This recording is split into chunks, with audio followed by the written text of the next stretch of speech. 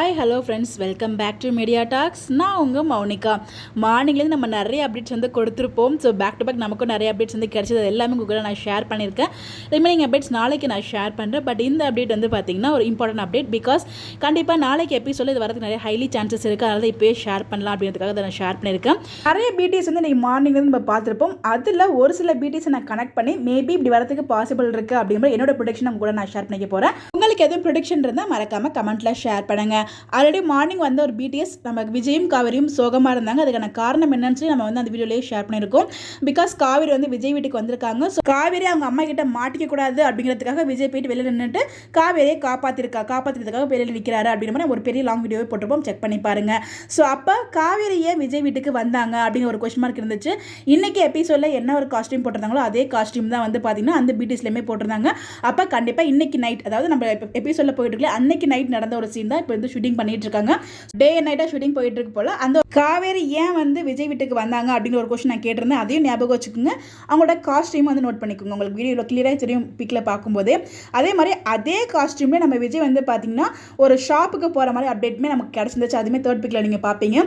Second big வந்து பார்த்தீங்கன்னா நம்ம ப்ரொமோ எடிட்டர் வந்து ப்ரொமோ லோடிங் அப்படின்னு சொல்லி அப்டேட் வந்து கொடுத்தோம். என்னடா சம்மந்தமே இல்லாமல் இந்த ஒரு அப்டேட்டை கொடுத்துருக்காரு அப்படின்னு சொல்லி நான் யோசிச்சேன். ஸோ ஏதோ எலக்ட்ரானிக் ஒர்க் பார்த்துட்டு இருக்காரு அப்படிங்கிற மாதிரி நான் ஏதோ சம்மந்தம் இல்லாமல் அப்டேட் கொடுத்துருக்காங்கன்னு நினச்சேன். பட் அவர் சம்மந்தத்தை தான் அப்டேட் கொடுத்துருக்காரு அப்படிங்கிறது இப்போ உங்களுக்கு புரியும். ஸோ அந்த பிக்கில் வந்து செகண்ட் பிக்கில் பாருங்கள் ஒரு டியூப் மாதிரி இருக்குது. அதே டியூப் தேர்ட் பிக்சரில் நம்ம விஜய் கையில் இருக்க பேக்லேயுமே இருக்குது. ஃபர்ஸ்ட் பிக்சர் அங்கே விஜய் வீட்டில் இருக்க பிடிஎஸ், செகண்ட் பிக்சர் ப்ரொமோ நம்ம எடிட்டர் ஷேர் பண்ணது, தேர்ட் பிக்சர் நம்ம விஜய் வந்து பார்த்தீங்கன்னா ஷாப்புக்கு போய் வாங்கிட்டு வருது. ஸோ இதில் வந்து பார்த்தீங்கன்னா காவேரி ஏன் வந்திருப்பாங்க அப்படின்னா நர்மதாவுக்கு ஏதாச்சும் வந்து பார்த்தீங்கன்னா ப்ராஜெக்ட் விஷயமா வந்து பண்ண வேண்டியதாக இருக்கும்னு நினைக்கிறேன். Project work. ஸோ அந்த ப்ராஜெக்ட் ரெடி பண்ணுறதுக்கு ஹெல்ப் கேட்டு விஜய் கிட்ட போவாங்கன்னு நினைக்கிறேன். பிகாஸ் அவரோட நாலேஜாக இருப்பார் இல்லையா. ஸோ அதனால் அவர்கிட்ட ஹெல்ப் கேட்டு போகலாம் அப்படிங்கிறதுக்காக நம்ம காவேரி போய் ஹெல்ப் கேட்டிருப்பாங்க. அதில் திங்ஸ் வாங்குறதுக்காக நம்ம விஜய் வந்து பார்த்தீங்கன்னா ஷாப்புக்கு போயிருக்காரு.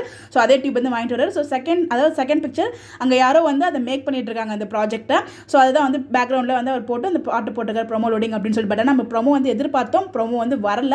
மேபி நாளைக்கு எபிசோட் அது வரலாம், இல்லைன்னா நாளானைக்கு எபிசோடுக்கான ப்ரொமோ வரலாம். ஏதோ ஒன்று வந்து நாளைக்கு நம்மளுக்கு எது தெரிஞ்சிடும். பிகாஸ் ஏன்னா இன்னைக்கு என்ன ட்ரெஸ் போட்டிருந்தாங்களோ அதே கண்டினியூட்டியில் வந்து பார்த்தீங்கன்னா இந்த ஃபுல் பிடிஎஸ்லையுமே ஒரே காஸ்டியூமில் தான் இருக்காங்க. ஸோ என்னோட கெஸ் படி நம்ம நர்மதா பாப்பாவுக்கு ஒரு ப்ராஜெக்ட் தேவைப்படுது. அந்த ப்ராஜெக்ட்டை விஜய் கிட்ட ஹெல்ப் கேட்டு போகிறாங்க. விஜய் வந்து பண்ணித்தராரு. இது எதுவுமே சாரதாவுக்கு தெரியாமல் நடக்குதுன்னு நினைக்கிறது எல்லாமே என்னோட கெஸ் தான். பார்ப்போம் இந்த ப்ரொடெக்ஷன் ஒர்க் அவுட் ஆகுதுன்னு நமக்கு தெரியல.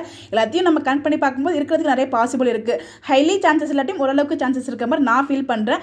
உங்களுக்கு ஏதாவது ப்ரொடெக்ஷன் இருந்தால் மறக்காமல் கமெண்ட்டில் ஷேர் பண்ணுங்கள். இந்த மாதிரி அப்டேட் தெரிஞ்சுக்க நம்மளோட சேனலை ஃபாலோ பண்ணிக்கோங்க. Bye bye.